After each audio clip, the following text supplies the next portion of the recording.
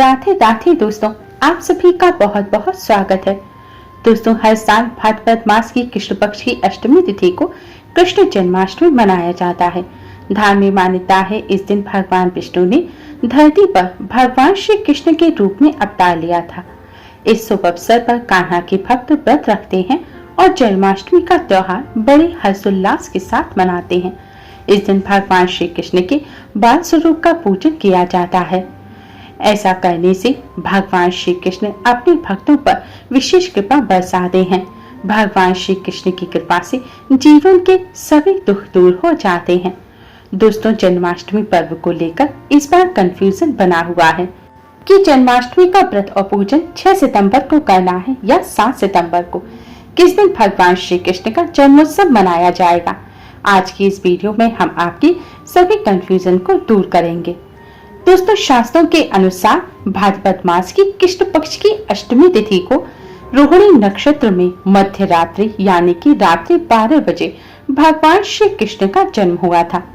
वैदिक पंचांग के अनुसार इस साल भाद्रपद मास की कृष्ण पक्ष की अष्टमी तिथि की शुरुआत 6 सितंबर 2023 को दोपहर 3:37 पर होगी और 7 सितंबर की दोपहर 4:14 पर अष्टमी तिथि समाप्त होगी।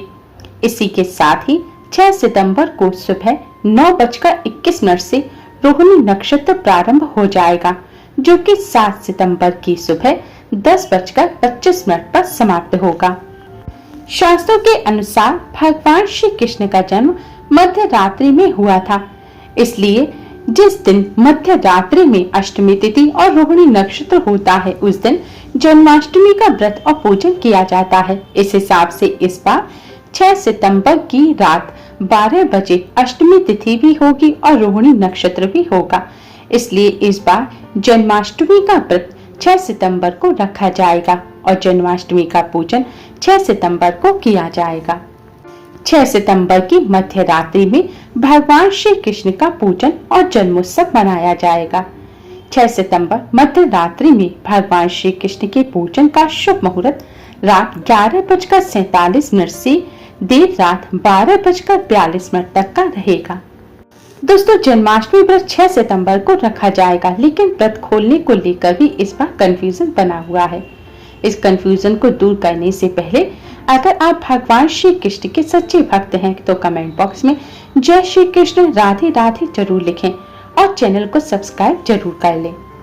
दोस्तों, जैसा कि हमने आपको बताया कि जन्माष्टमी का व्रत 6 सितंबर को रखा जाएगा, लेकिन व्रत का पारण कब करें, यानी कि व्रत को खोलें कब। कुछ लोग मध्य रात्रि में भगवान श्री कृष्ण का जन्मोत्सव मनाने के बाद व्रत को खोल लेते हैं, लेकिन ऐसा नहीं करना चाहिए। मध्य रात्रि में भी अन्न का सेवन ना करें। मध्य रात्रि पूजन के बाद ही फलाहार करना चाहिए और व्रत का पारण अगले दिन करना चाहिए। इस बार व्रत पारण को लेकर भी कंफ्यूजन है, क्योंकि धर्मशास्त्रों के अनुसार जन्माष्टमी व्रत का पारण अष्टमी तिथि और रोहिणी नक्षत्र समाप्त होने के बाद किया जाता है। रोहिणी नक्षत्र तो 7 सितंबर की सुबह 10:25 पर समाप्त हो जाएगा, लेकिन अष्टमी तिथि दोपहर 4:14 पर समाप्त होगी। इसलिए धर्मशास्त्रों के अनुसार इस बार जन्माष्टमी व्रत का पारण 7 सितंबर की दोपहर 4:14 के बाद करना ही शुभ रहेगा। लेकिन अगर आपको स्वास्थ्य संबंधी समस्या है, इतने लंबे समय तक आप भूखे नहीं रह सकते, तो धर्मशास्त्र के अनुसार वैकल्पिक पारण मुहूर्त सूर्य उदय के बाद भी होता है। आप 7 सितंबर की सुबह 6:02 के बाद भी पारण कर सकते हैं। दोस्तों, इस बार की जन्माष्टमी बहुत ही ज्यादा खास है। इस जन्माष्टमी पर ग्रह और नक्षत्रों के विशेष संयोग बन रहे हैं। इस बार श्री कृष्ण का जन्म रोहिणी नक्षत्र में ही मनाया जाएगा। इसके साथ ही स्वास्थ्य सिद्धि योग, रवि योग भी बन रहे हैं। चंद्रमा वृषभ राशि में विराजमान रहेंगे, जिससे इस बार की जन्माष्टमी और भी ज्यादा खास हो गई है। जन्माष्टमी पर प्रातःकाल रोजाना की तरह पूजन करना चाहिए। भगवान श्री कृष्ण का झूला तैयार करना चाहिए और मंदिर को सजाना चाहिए।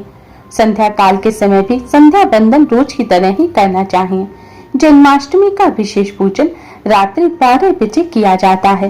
रात्रि 12 बजे सिक्के की सहायता से पहले खीरे को काटा जाता है। यह भगवान श्री कृष्ण के नाल का प्रतीक होता है। जब बच्चा गर्भ से निकलता है तो जिस प्रकार नाल से काटकर अलग किया जाता है, उसी प्रकार से खीरा काटकर भगवान श्री कृष्ण का जन्म उत्सव मनाया जाता है। खीरा काटने के बाद लड्डू गोपाल को पंचामृत से स्नान करा, सुंदर वस्त्र पहनाकर, धूप दीप जलाकर, भोग लगाकर, झूले पर बिठाकर लड्डू गोपाल को झूला अवश्य ही झुलाना चाहिए। ऐसा करने से भगवान श्री कृष्ण की कृपा से समस्त मनोकामनाएं पूर्ण हो जाती हैं। जन्माष्टमी व्रत में खीरे का विशेष महत्व होता है। वैसे तो ऐसा खीरा लेना चाहिए जिसमें डंठल हो और सिक्के की सहायता से डंठल को खीरे से अलग किया जाता है। लेकिन अगर ऐसा खीरा ना मिले तो आप सादा खीरा भी ले सकते हैं, लेकिन खीरा पूजन में जरूर रखना चाहिए। खीरे के बिना जन्माष्टमी व्रत और पूजन अधूरा रहता है। जन्माष्टमी पर भगवान जी को पीले रंग के वस्त्र पहनाना और पगड़ी में या मुकुट में मोरपंख अवश्य ही लगाएं। लड्डू गोपाल को माखन मिश्री का भोग अवश्य ही लगाया जाता है। इस दिन धनिये की पंजीरी का भी भगवान श्री कृष्ण को विशेष रूप से भोग लगाया जाता है। जन्माष्टमी व्रत के नियम एकादशी व्रत की तरह ही होते हैं। इस व्रत में अन्न ग्रहण नहीं किया जाता। इस व्रत में पूरे दिन फलहार किया जाता है। फलहार में आप सवा के चावल, आलू, कोटू, सिंघाड़ी इत्यादि सभी चीजें खा सकते हैं। साबूदाना भी खाया जा सकता है। सभी प्रकार के फल और मेवा आप खा सकते हैं। मिठाई में वही मिठाई खाएं जो मावे से बनी हो।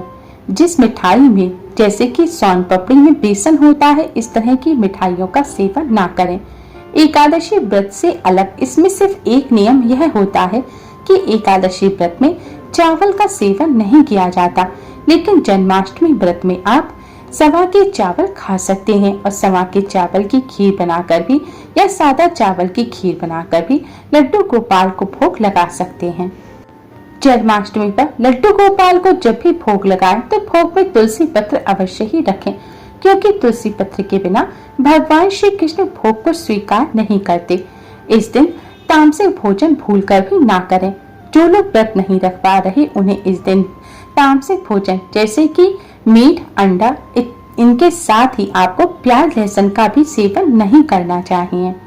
जो लोग व्रत रखने में समर्थ हैं, जिन्हें स्वास्थ्य संबंधी समस्या नहीं है, उन्हें व्रत अवश्य ही करना चाहिए, क्योंकि जन्माष्टमी व्रत को व्रत राज कहा जाता है। जन्माष्टमी का व्रत करने से साल के सभी व्रत करने का पुण्य मिल जाता है। साथ ही एकादशी पर अन्न खाने से जो दोष लगता है वह दोष भी दूर हो जाता है। जन्माष्टमी व्रत में हींग, जीरा, मसाले या फिर तेल का भी सेवन नहीं करना चाहिए। इस दिन बाल ना काटें, नाखून ना काटें, स्वच्छ वस्त्र पहने, हर्षोल्लास से भगवान श्री कृष्ण का जन्मोत्सव मनाएं। दिन में भूलकर भी ना सोएं। इस दिन ब्रह्मचर्य का विशेष रूप से पालन करें। दिन भर अधिक से अधिक भगवान श्री कृष्ण का पूजन करें। मन ही मन आप राधे राधे का भी जाप कर सकते हैं। रात्रि के समय जब भगवान श्री कृष्ण का जन्मोत्सव मनाएं, तब धूप दीप जलाकर भगवान श्री कृष्ण की आरती करें। हो सके तो श्रीमद् भगवत गीता, श्री भागवत पुराण का पाठ भी अवश्य ही करें। इस दिन अधिक से अधिक भगवान श्री कृष्ण के मंत्रों का जाप करें या राधे राधे का जाप करें। जन्माष्टमी पर भगवान श्री कृष्ण को तुलसी दल अवश्य ही चढ़ाया जाता है, लेकिन इस दिन भूलकर भी तुलसी के पत्ते ना तोड़ें। इसके अलावा अन्य कोई भी फूल पत्ते भी ना तोड़ें। किसी भी जीव को कष्ट ना पहुंचाएं। लड़ाई झगड़े और कलेश से बचें। लड्डू गोपाल को मोर मुकुट के साथ बांसुरी अवश्य ही अर्पित करें। इसके साथ ही माथे पर चंदन या हल्दी से तिलक अवश्य ही करें। ऐसा करने से जीवन में शीतलता आती है।